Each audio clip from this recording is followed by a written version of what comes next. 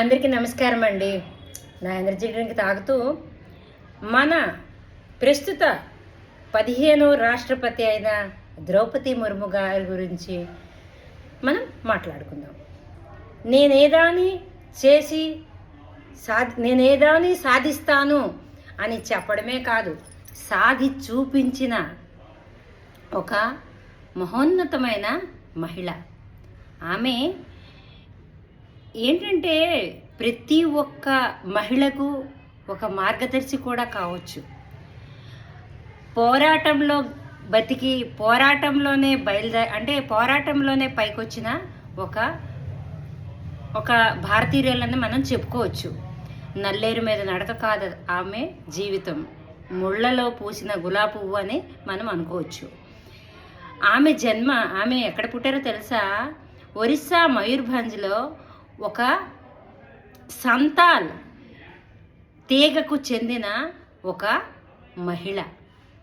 అక్కడ కనీసం సౌకర్యాలు, ఈనాటికి కూడా కనీసం కరెంటు కూడా లేని ఒక మారుమూల గ్రామంలో పుట్టిన ఒక మహోన్నతమైన మహిళ. అయితే గర్వంతో చెప్పుకోవచ్చు మనం మన భారతీయులకి. ఈ ఒక్క సంతాల్ అంటే వయసు ఏరుకి చెందిన వాళ్ళు 100 సంవత్సరాల చరిత్ర ఉందట. మన ఒక స్వాతంత్ర సమరయోధం అప్పుడు కూడా వీళ్ళు తాలూకా తొలి పునాది వేసింది ఈ సంతాల్ తీగకు చెందిన అంటే ఆ ఒక్క వంశీకులనంట.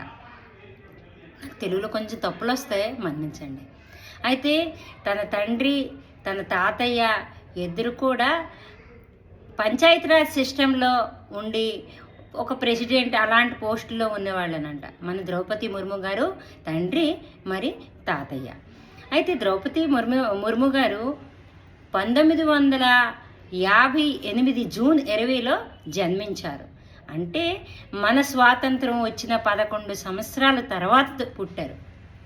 అయితే ఈ విషయం పక్కన పెడితే 1979లో రమాదేవి కాలేజ్లో ఆవిడ BA పాస్ అయ్యి ఇరిగేషన్ డిపార్ట్మెంట్లో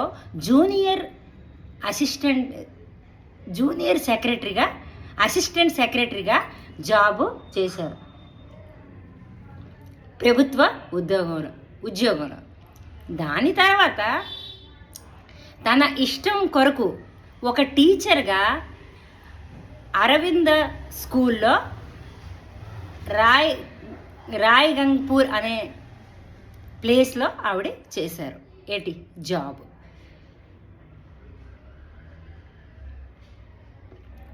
అదే ప్లేస్లో ఇప్పుడు ఒక ఛత్తీస్గఢ్ దగ్గర వీళ్ళు ఒక ఊరు మయూర్భంజ్ డిస్ట్రిక్ట్ ఒరిస్సాలో ఒక 100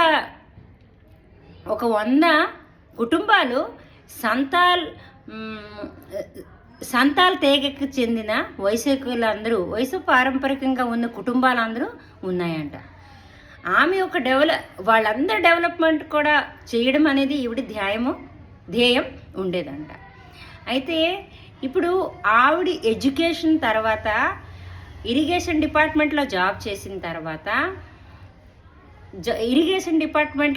చేసిన తర్వాత అరవింద స్కూల్లో టీచర్ చేసి ఒక మంచి కష్టపడిన టీచర్గా పేరు ప్రతిష్ట పొంది జూనియర్ ప్రొఫెసర్గా అక్కడ అరవింద స్కూల్లో జూనియర్ ప్రొఫెసర్గా కూడా కొన్ని రోజులు పనిచేశారు. దాని తర్వాత సంగతి మరో వీడియోలో మీ ముందుకు వస్తాను. ఇంతటితో సెలవు తీసుకుంటున్నాను.